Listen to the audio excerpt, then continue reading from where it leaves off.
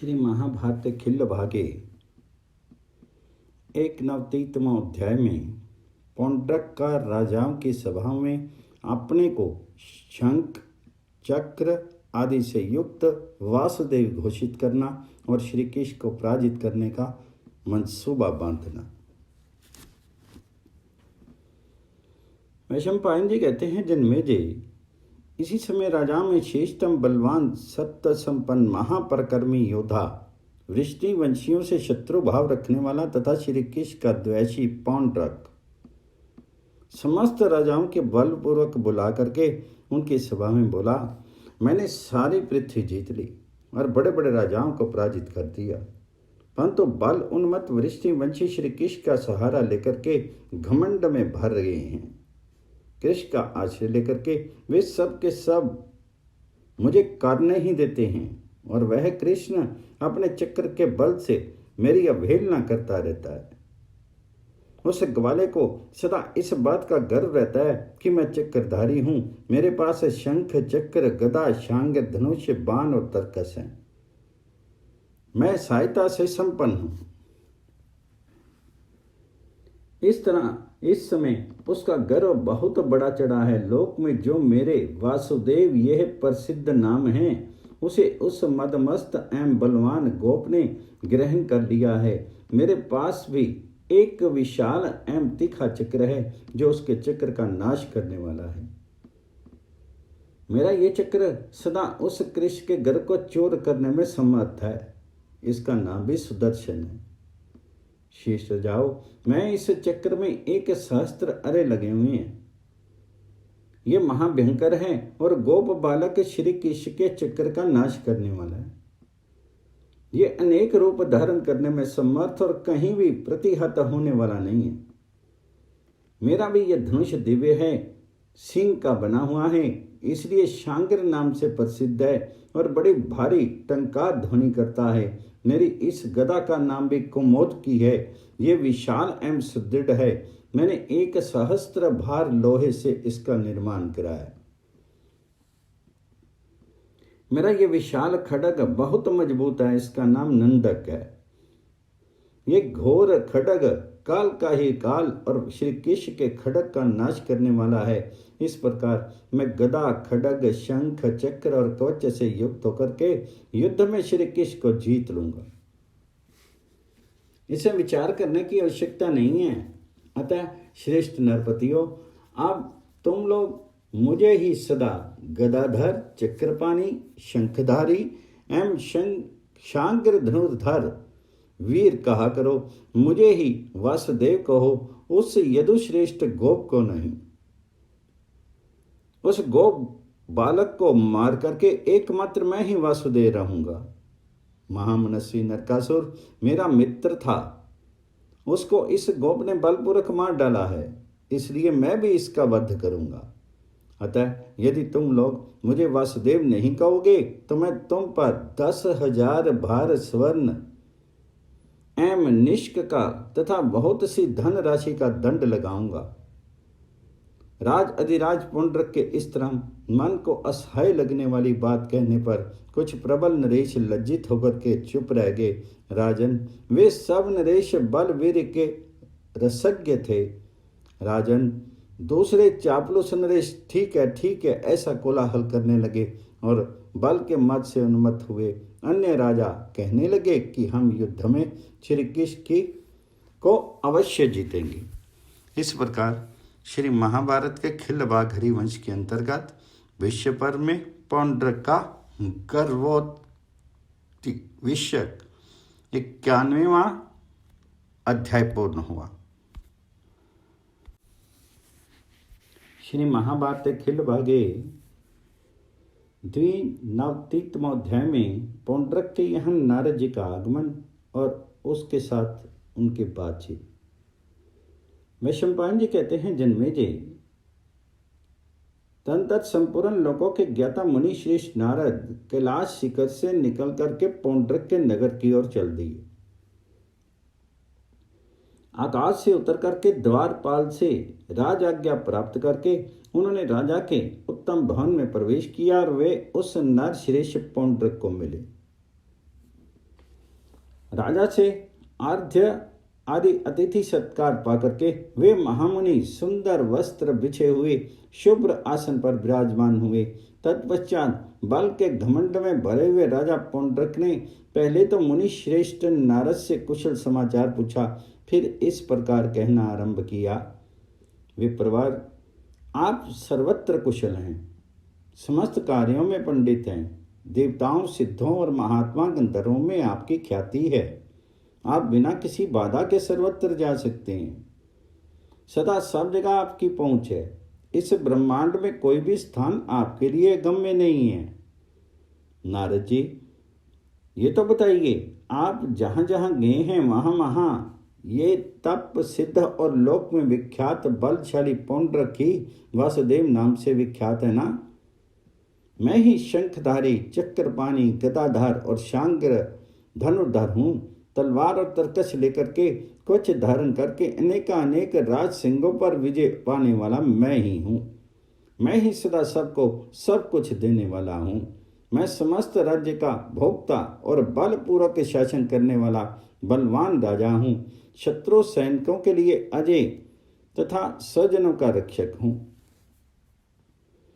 आजकल जो वह गोप वासुदेव नाम से विख्यात हो रहा है, उसमें इतना बल और पराक्रम नहीं है जिससे वह मेरा नाम धारण कर सके। वह ग्वाला अज्ञानवश व्यर्थी मेरा नाम धारण करता है। विप्रवर, आप निश्चित रूप से ये जान लीजिए कि मैं उस बलवान यादव को जीत करके अकेला ही इस जगत में वासुदेव रहूंगा। समस्त वृषि वंशियों को बलपूर्वक पराजित करके श्री कृष्ण के निवास भूत द्वारकापुरी को नष्ट कर डालूंगा। महामते, मैं स्वयं तो युद्ध करूंगा ही, ये समस्त बलवान राजा भी मेरी ओर से युद्ध के लिए आए हैं। मेरे पास बहुत से वेगशाली अश्व हैं, वायु के समान वेगशाली रथ हैं, शस्त्रों मत वाले ऊंट और लाखों मदमत हाथी हैं। इस विशाल सेना के साथ रणभूमि में मैं श्री कृष्ण का वध कर डालूंगा। विप्रवर ब्राह्मण, आप प्रत्येक नगर में मेरे लिए सदा ऐसी ही बात कहें। नारद बाबा, इस समय इंद्र के समक्ष भी आपको सदा ही मेरे बल प्रकर्म की ही बात करनी चाहिए। विभव तपोधन, यही मेरी प्रार्थना है। मैं आपको नमस्कार करता हूँ। नारद जी ने कहा, नरेश्वर, जहां तक ब्रह्मांड की स्थिति है, मैं सदा सर्वत्र जा सकता हूं। किसी भी पुरुष को अपने समस्त कार्यों के लिए मेरी शरण लेनी चाहिए। सर्वत्र जाने की कला में तो मैं आचार्य ही हूं। राजन श्रेष्ठ, तुम जैसा चाहते हो वैसा बात कहने का उत्साह मैं कैसे कर सकता हूं?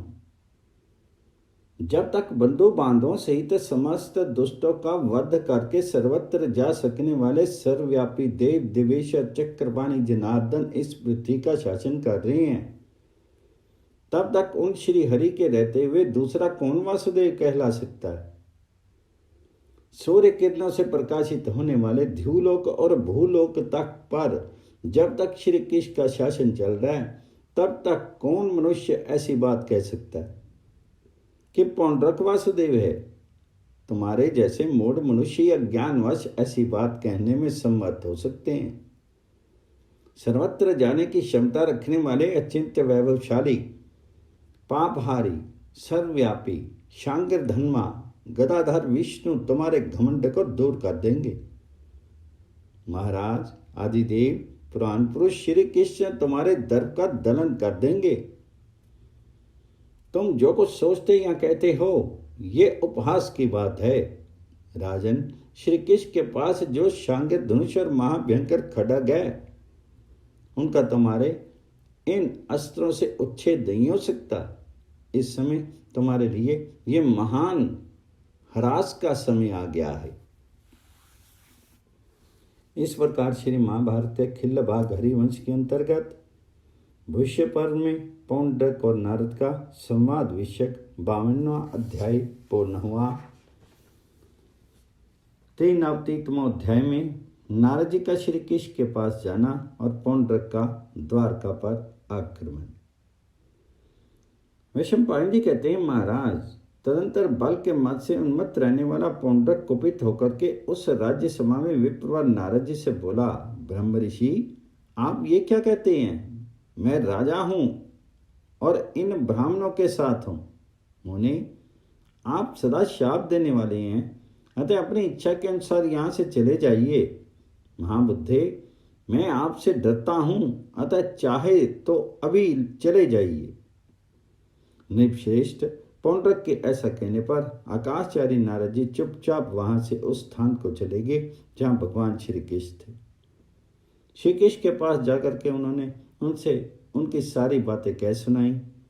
उन्हें सुनकर के भगवान श्री कृष्ण से कहा, द्विश्रेष्ठ, पौंड्रक जैसा चाहे बकता रहे, कल मैं उसका घमंड दूर कर दूंगा। ऐसा कहकर के उस बद्रिका आश्रम में भगवान श्री कृष्ण चुप हो रहे। इधर सामर्थशाली महाबाहु पौंड्रक के बहुत सी सेनाओं के साथ द्वारकापुरी को प्रस्थान किया। अनेक सहस्त्र अश्वों, बहुसंख्य हाथियों और करोड़ों अस्त्र शस्त्रों से संयुक्त हुआ वह सत्य प्रतिज्ञ राजा द्वारका को की ओर प्रस्थित हुआ। उसके साथ कई लाख पैदल सैनिक थे। एकलव्य आदि राजा उसे सब ओर से घेर करके चलते थे। 8,000 रथ, 10,000 हाथी और 1 अर्बुद 10 करोड़ पैदल सैनिकों से वह सारी सेना संपन्न थी। महाराज, इस विशाल सेना से युद्ध स्थल में प्रकाशित होने वाला नृपश्रेष्ठ पौंड्रक उदयगिरी पर प्रकाशमान महासूर्य के समान शोभा पा रहा था। उसने आधी रात के समय द्वारकापुरी पर धावा किया। रात के उस भयंकर अंधकार में पैदल सैनिकों ने हाथों में जलती हुई मिसाल ले रखी थी। वे महाबली श्रेष्ठ नरेश नाना प्रकार के अस्त्र शस्त्रों से समस्त होकर के पराक्रमशाली महाघोर द्वारकापुरी पर आक्रमण करने के लिए जा रहे थे। नरेश्वर, पराक्रमी एवं बलवान राजा पौंड्रक भी मशालें साथ लेकर के एक विशाल रथ पर आरूढ़ होकर के द्वारकापुरी की ओर प्रस्थित हुआ। वह रथ नाना प्रकार के शस्त्र समूहों से भरा हुआ था। पट्टिश, खड्ग, गधा और परिघों से परिपूर्ण था। शक्ति, तोमर, बाण, खड्ग और प्रास से संपन्न था। अनेक ध्वज उसकी शोभा बढ़ा रहा था। घुंघरू लगी हुई झालरों से उस रथ को सजाया गया था। उसमें धनुष और गदाएं यथास्थान रखी गई थी। वह महाघोर महारुद्र विशाल रथ परलेकालीन मेघ एवं महावाद्य के समान गंभीर ध्वनि करने वाला था। उसका स्वरूप अग्नि और सूर्य के तुल्य प्रकाशमान था। महातेजस्वी राजा पौंड्रक जगदीश और श्री कृष्ण को तथा उनके चारों ओर खड़े होने वाले वृष्णिवंशी वीरों को मार डालना चाहता था। वह अपनी सेना के मुख्य सभी राजाओं को अपने साथ खींच ले गया और नगर द्वार पर पहुंच करके वहां सेना को यत्न पूर्वक स्थापित करके सब और खड़े हुए समस्त नरेशों से इस प्रकार बोला, वीरों, रणभेरी बजाओ और मेरा नाम सुना करके कहो, यादवों, यहाँ आकर के युद्ध करो अथवा देने योग्य राजकीय कर प्रदान करो। महान पराक्रमी राजा पौंड्रक युद्ध के लिए पधारे हैं और श्री कृष्ण के बाहुबल का आश्रय लेने वाले तुम समस्त यादवों का वध करना चाहते हैं। इस प्रकार भेजे गए वे समस्त नरेश बहुसंख्यक सूचकों, बाहर भीतर के वृत्तांत को जानने वाले यादव भट्टों से मिले। उस समय बहुत तेरी मशालें लाखों की संख्या में जल रही थी। युद्ध की लालसा रखने वाले राजाओं ने इधर उधर युद्ध छेड़ दिया था। वह पुरी के द्वार पर शस्त्रधारी क्षत्रिय सिंहनाद करते हुए शस्त्रों की धारा बरसा रहे थे और कहते थे, कहाँ है वृषि वंश का श्रेष्ठ वीर, कहाँ है राजा जगदीश्वर, कहाँ है वीर सात्यकी, कहाँ है कृतवर्मा और कहाँ है सर्व यादव शिरोमणि बलभद्र। ऐसा कहते हुए समस्त श्रेष्ठ राजा सब ओर से बहुतेरे अस्त्र शस्त्र बाण और बहुसंख्यक धनुष लेकर के युद्ध के लिए कमर कस करके श्री हरि की द्वारकापुरी पर धावा बोलने लगे। इस प्रकार श्री महाभारत खिल्ल भाग हरिवंश के अंतर्गत भविष्य पर्व में पौंड्रक का द्वारका पर आक्रमण विषयक 93वां अध्याय पूर्ण हुआ। श्री महाभारत खिल भागे 94वां अध्याय में यादव वीरों द्वारा पौंड्रक की सेना का और एकलव्य द्वारा यादव सेना का संहार। शंपायन जी कहते हैं, जन्मेजय तदनंतर समस्त यादवों ने देखा कि शत्रु सैनिकों का बड़ा भारी जमाव हो रहा है। वे सब के सब महान अस्त्र शस्त्रों से संपन्न और प्रचंड वायु से उमड़े हुए प्रलय काल के समुद्र की भांति दिखाई देते हैं। विशेषतः रात्रि के समय यह महान संकट प्राप्त हुआ है। ये देख करके और सोच करके वे समस्त यादव युद्ध की लालसा से अस्त्र शस्त्र लेकर के कमर कस करके तैयार हो गए। उन सभी शस्त्र योधी यादवों ने अपने हाथों में मशाले ले रखी थी। सातकी, बलभद्र, कृतवर्मा, निषाद, परम बुद्धिमान उद्धव, महाबली उग्रसेन तथा अन्य सब यादव वीर कच्चे बांधने लगे। वे सब के सब संपूर्ण युद्धों में कुशल, रात में भी कमर कस करके जूझने वाले शस्त्रधारी और खड्गधारी थे। सभी सब प्रकार के अस्त्र शस्त्रों से संपन्न थे। वे बहुसंख्यक बाहुशाली वीर युद्ध के लिए उद्यत हो गए। उनके साथ रथी, हाथी सवार, घुड़सवार और शस्त्रधारी पैदल योद्धा भी थे। वे नित्य उद्यत रहने वाले महामनस्वी, धनुर्धर, पुरुष प्रवर वीर सब ओर से मशालों के साथ तुरंत नगर से बाहर निकले। वे समस्त यादव ये कहते हुए निकले कि कहाँ है पौंड्रक। मशालों से प्रकाशित हुआ वह देश सर्वथा अंधकार रहित हो गया। तत्पश्चात वह स्थान सब ओर से अंधकार शून्य हो गया। उस समय वहां शत्रुओं के साथ वृष्णिवंशियों का घोर युद्ध आरंभ हो गया। फिर तो महान कोलाहल होने लगा जो रोंगटे खड़े कर देने वाला था। घोड़े घोड़ों से, गजराज गजराजों से, रथ रथों से और सवार सवारों से भिड़ गए। खड्गधारी वीर खड्गधारियों से और गदाधारी गदाधारियों से लड़ने लगे। उस रणभूमि में उभय पक्ष के सैनिकों का परस्पर बड़ा भयंकर घोलमेल हो गया। उन महामनस्वी वीरों के गर्जन तर्जन का शब्द महाप्रलय के समान, उमड़े हुए समुद्रों की गर्जना के समान जान पड़ता था। दोनों ओर के योद्धा धावा करके विपक्षी सैनिकों पर प्रहार करते और इन समस्त नरेशों को घायल करते थे। वे आपस में इस प्रकार की चर्चाएं होती थी, ये खड्गधारी महाबाहु पराक्रमी वीर धाराशायी हो रहा है। ये अत्यंत दारुण बाण खड्ग ही भयंकर है। ये गदाधारी महापराक्रमी नरेश हम सब लोगों को पीड़ा दे रहा है। ये धनुष, बाण, गदा, तरकस, कवच, पट्टिस और कुंत धारण करने वाला बलवान रथी वीर रणभूमि में सब और विचर रहा है। ये महाशूलधारी योद्धा यहाँ सारी दिशाओं में चक्कर लगाता है। ये हाथी अपने दांतों का अग्रभाग सामने किए हुए और दौड़ लगाता है। राजन, कोई कोई वेगशाली शूरवीर वायु के समान अत्यंत तीव्र गति से सर्वत्र जा पहुंचता और अपने बाणों से शत्रुओं के बाणों का तथा दंडों से उनके दंडों का नाश कर देता था। कितने ही योद्धा कुंतों भालों से कुंतों का, गदाओं से गदाओं का, परिघों से परिघों का, साथ ही सब और शूलों से शूलों का उच्छेद कर डालते थे। महाराज जन्मेजय इस प्रकार उत्तम युद्ध करते हुए उन योद्धाओं में बड़ा भारी संग्राम छिड़ गया और महा का कोलाहल होने लगा। उस युद्ध स्थल में बहुत से बड़े बड़े प्राणी भांति भांति के शब्द करते हुए शस्त्रों की संख्या में प्रकट हो गए। वहां होने वाली शंखों की ध्वनि बड़ी भयंकर प्रतीत होती थी। रात्रि में उस संग्राम के भीतर बड़ा रोमांचकारी शब्द प्रकट होने लगा। शत्रुओं के साथ होने वाले वृषिवंशियों के उस महायुद्ध में कितने ही भोपाल काल के ग्रास बन करके पृथ्वी पर गिर पड़े। कितने ही महापराक्रमी राजा हाथ में शस्त्र लिए ही एक दूसरे से सटे हुए गिरते और सिर के बाल बिखेरे धाराशायी हो जाते थे। कितने ही योद्धा कच्च विदीर्ण हो जाने के कारण शस्त्र और टुकड़े होकर के गिर पड़ते थे। एक दूसरे के वध की इच्छा वाले कितने ही महामनस्वी योद्धा परस्पर अस्त्र शस्त्रों का प्रहार करके सब ओर से शेर के शत विशत हो जाने पर प्राण शून्य होकर के गिर पड़ते और यमराज के राष्ट्र की वृद्धि करते थे।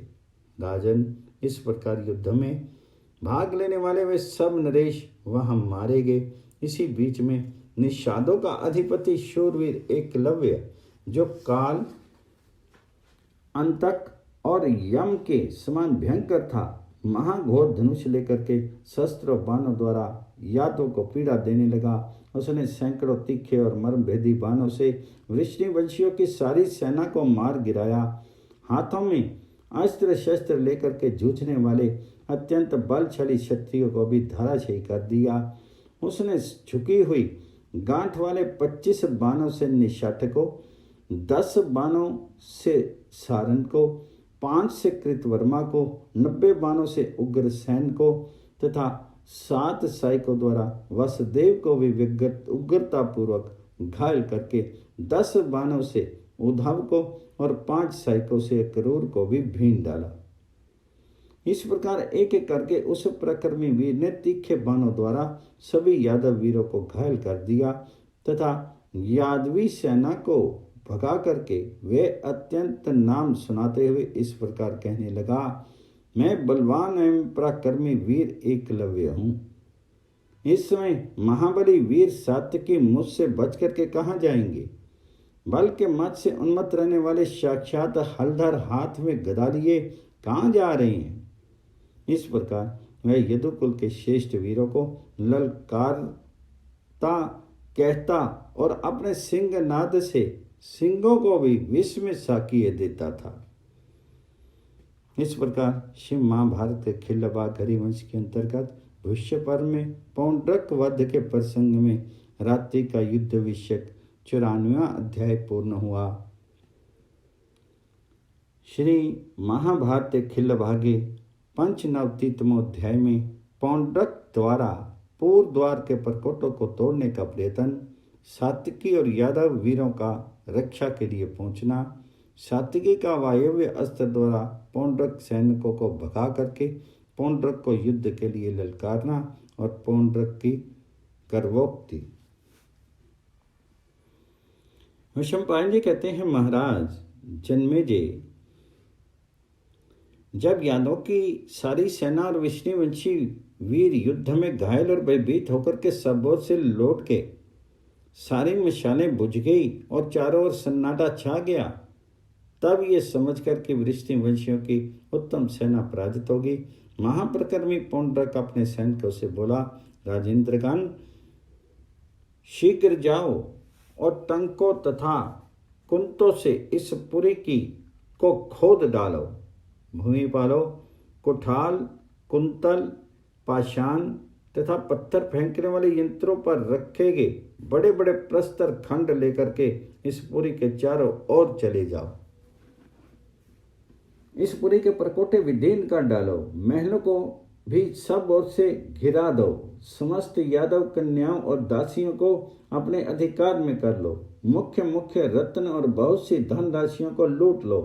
तब बहुत अच्छा कह करके वे सभी महामनस्वी नरेश पौंड्रक की आज्ञा से कुठारों द्वारा सब ओर से पुरी के परकोटों को तथा सब और मनुष्यों के समुदाय से भरे हुए महलों को छिन्न भिन्न करने लगे। उन महाबली वीरों द्वारा जब परकोटों पर टंक गिराए जाने लगे, उस समय चारों ओर बड़ा भारी शब्द होने लगा। महाराज, पूर्व द्वार पर जो बहुत से परकोटे थे वे प्राय विदीर्ण कर दिए गए। परकोटों में गिराए जाने का महाभयंकर शब्द सुनकर के सात्विकी क्रोध से मूर्छित हो गए। उन्होंने सोचा, यदुनाथ केशव इस पुरी की रक्षा का सारा भार मुझ पर ही रखकर अविनाशी भगवान शंकर का दर्शन करने के लिए कैलाश पर्वत के शिखर पर गए। अतः इस समय इस द्वारकापुरी की रक्षा मुझे अवश्य करनी चाहिए। मन ही मन ऐसा सोच करके वे तुरंत धनुष लेकर के एक विशाल एवं भयंकर रथ पर आरूढ़ हुआ, जिसे महात्मा दारुक के पुत्र ने सजाया था और वह स्वयं ही उसका सारथी बना था। वह विशाल धनुष और विस्तर सर्पों के समान भयंकर बाण लेकर के शस्त्रों का प्रहार, जिसकी टंकार को कठिनता से सह सके, ऐसे भयंकर कवच को धारण करके बाजूबंद, कुंडल, तरकस, बाण, धनुष, गदा और खड्ग से संयुक्त होकर के सात्विकी भगवान श्री कृष्ण के वचनों को स्मरण करते हुए युद्ध के लिए चल दिए। जो स्थान मशालों से प्रकाशित था वही उत्तम वीर सात्विकी के। उसी प्रकार महापराक्रमी बलदेव भी युद्ध करने की इच्छा से गदा और धनुष बाण लेकर के तेजस्वी रथ पर आरूढ़ होकर के वहां तीव्र गति से गए। उनके साथ के सभी सैनिक भयंकर सिंहनाद करते हुए आगे बढ़ रहे थे।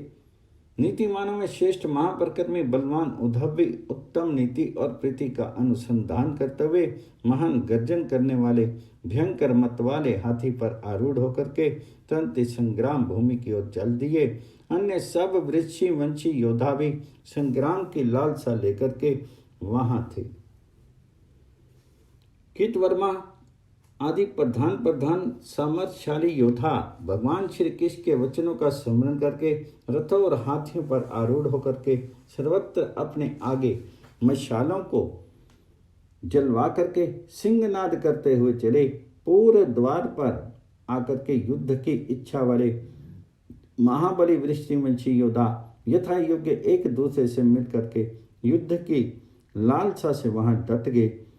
मशालों से प्रकाशित हुए पथ पर जब वह महाभयंकर सेना खड़ी हो गई तब धनुष बाण तरकस और गदा से युक्त होकर के वीरवर प्रतापी सात्विकी ने वायव्य अस्त्र लेकर के उनके द्वारा अपने महान बाण को संयुक्त करके उस उत्तम एवं श्रेष्ठ धनुष को पूरे कान तक खींच करके वह अस्त्र शत्रुओं की सेना पर छोड़ दिया। वहां खड़े हुए शत्रु पक्ष के सभी श्रेष्ठ योद्धा वायव्य अस्त्र से पीड़ित होकर के उस अस्त्र की शक्ति से पराजित हो वहीं जा पहुंचे जहां पुंड्रक खड़ा था। वायु के वेग से कंपित होकर के वे सभी श्रेष्ठ नरेश भाग करके उसी स्थान पर जा पहुंचे जहां पहले खड़े थे। पूर्व द्वार पर खड़े हुए शिनीवंशी सात्विकी तुरंत ही एक सर्पाकार तीक्ष्ण बाण लेकर के बोले, रजाओं में श्रेष्ठ परम बुद्धिमान पुंड्रक इस समय कहाँ है? मैं बाहुबली सात्विकी धनुष बाण लेकर के उसके साथ युद्ध के निश्चय से यहाँ खड़ा हूँ। यदि उस दुरात्मा नीच नरेश को मैं देख लूंगा तो बिना मारे नहीं रहूंगा। मैं भगवान श्री कृष्ण का सेवक हूँ और पुंड्रक का वध करने के लिए यहाँ खड़ा हूँ। मैं समस्त क्षत्रियों के देखते देखते उस दुरात्मा का सिर काट करके गीदों और कुत्तों को उसकी बलि दे दूंगा। रात में जब सर्वत्र महात्मा यादव सोरे हों, कौन श्रेष्ठ पुरुष इस तरह चोर की भांति जघन्य कर्म कर सकता है? ये बलवान राजा नहीं सरथा चोर है। यदि इस नीच नरेश में शक्ति होती तो यह इस तरह चोरी नहीं करता। आहो, चोर का काम करने वाले इस बलवान राजा का मेरे सामने किसी तरह आगमन नहीं हो रहा है। मैं उस चोर को इस तरह देख नहीं पा रहा हूँ। ऐसा कहकर के महाबली और वीर सात्विकी जोर जोर से हंसने लगे। उन्होंने अपने सुदृढ़ धनुष को कान तक खींच करके उस पर बाण का संधान किया। बुद्धिमान वीर सात्विकी का यह वचन सुन करके वीर पुंड्रक बोल उठा, कहाँ है कृष्ण? कहाँ है वे ग्वाला स्त्री और पशु की हत्या करने वाला कृष्ण? इस समय कहाँ है जो यहाँ स्वामी बनकर के सेवा लेता है? मेरा शत्रु कहाँ है? मेरा नाम ग्रहण करके मैं अब कहाँ छिपा हुआ है? उसने मेरे ही मित्र महात्मा नरकासुर का वध किया, इसलिए वह महापराक्रमी बना फिरता है। इस युद्ध में उस दुरात्मा के मारे जाने पर मेरा क्रोध शांत होगा। तुम इच्छा अनुसार लौट जाओ। तुम में मेरे साथ युद्ध करने की क्षमता नहीं है, अथवा थोड़ी देर ठहर जाओ, फिर स्वयं ही मेरा बल देख लोगे। वीर, मैं भयंकर दुर्जय बाणों द्वारा तुम्हारा सिर काट करके गिराऊंगा। इस रणभूमि में मेरे द्वारा मारे जाने पर यहाँ की भूमि तुम्हारा रक्तपान करेगी। ये ग्वाला भी सुन लेगा कि सात्विकी मारा गया। यदुश्रेष्ठ, उस गोप को जो सदा महान गर्व बना रहता है वह तुम्हारे मारे जाने पर शीघ्र नष्ट हो जाएगा। महामते, हम लोगों ने पहले से ही सुन रखा है कि वह गोप तुम्हारे ऊपर नगर की रक्षा का भार रख करके कैलाश पर्वत पर गया है। सात्यकी, यदि तुम में शक्ति हो तो कोई तीखा बाण हाथ में लो। ऐसा कहकर के पुंडक बाण लेकर के आगे बढ़ा और युद्ध के लिए डट गया। इस प्रकार श्री महाभारत के खिल्लभाग हरिवंश के अंतर्गत भविष्य पर्व में पौंडक वध के प्रसंग में रात्रि युद्ध के समय सात्यकी और पौंडक का संवाद विषयक 95वां अध्याय पूर्ण हुआ।